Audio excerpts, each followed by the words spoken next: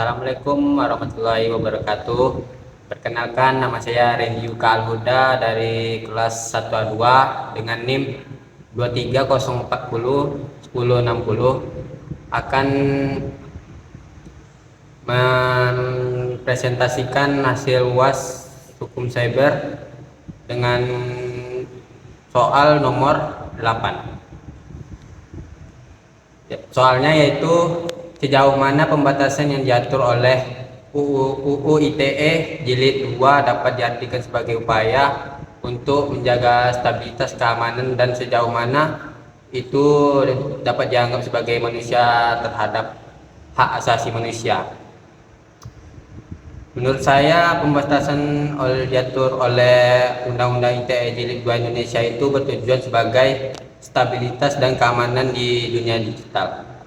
Namun sejauh mana pembatasan tersebut dapat dianggap sebagai pembatasan terhadap hak asasi manusia adalah subjek perdebatan. Beberapa pihak berpendapat pembatasan yang diatur oleh UU ITE dapat mengancam kebebasan berekspresi dan berpendapat bahwa beberapa pasal dalam UU tersebut dapat disalahgunakan menekan kebebasan berbicara dan menyampaikan pendapat. Di sisi lain, pendukung UU ITE berpendapat bahwa pembatasan tersebut diperlukan untuk melindungi masyarakat dan penyebaran konten melanggar hukum seperti konten yang melanggar penghinaan atau penyebaran informasi palsu yang dapat merusak reputasi seseorang. Penting untuk mencari keseimbangan antara dunia digital untuk melindungi hak asasi manusia termasuk kebebasan berekspresi. Pemerintah dan masyarakat perlu terus berdiskusi dan memperbaiki regulasi yang ada agar dapat mencapai tujuan tersebut.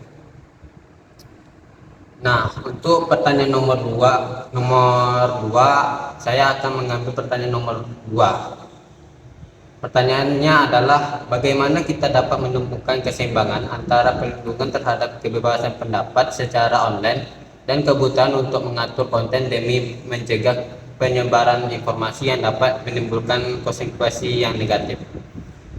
Menurut saya, keseimbangan antara perlindungan terhadap kebebasan berbicara secara online dan kebutuhan untuk mengatur konten dapat menjadi tantangan yang kompleks. Namun ada beberapa pendekatan yang membantu mencapaikan keseimbangan ini.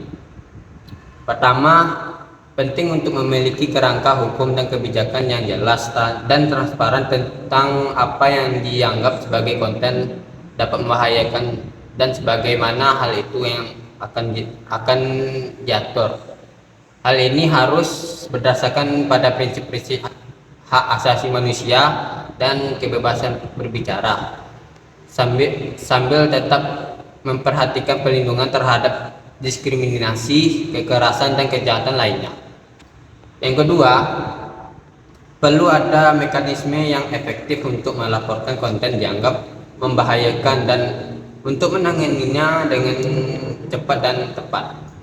Hal ini dapat mencakup sistem melaporkan yang mudah diakses, tim moderator yang terlatih, dan algoritma yang dapat mengidentifikasi konten yang mencurigakan. Yang ketiga, penting untuk mempromosikan literasi digital dan kesadaran tentang bahaya konten yang tidak sah atau menyesatkan.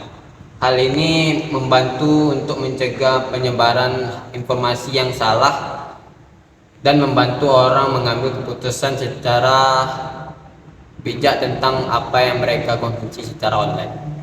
Dan yang terakhir, yang keempat, penting untuk terus memantau dan mengevaluasi pendekatan yang digunakan dalam mengatur konteks secara online. Dengan cara ini, kita dapat mencari keseimbangan yang tepat secara pelindungan terhadap kebebasan berbicara dan kebutuhan untuk melindungi masyarakat dan konten yang dapat membahayakan. Sekian yang dapat saya sampaikan, lebih dan kurang saya mohon maaf. Wabillahi taufiq wal hidayah. Assalamualaikum warahmatullahi wabarakatuh.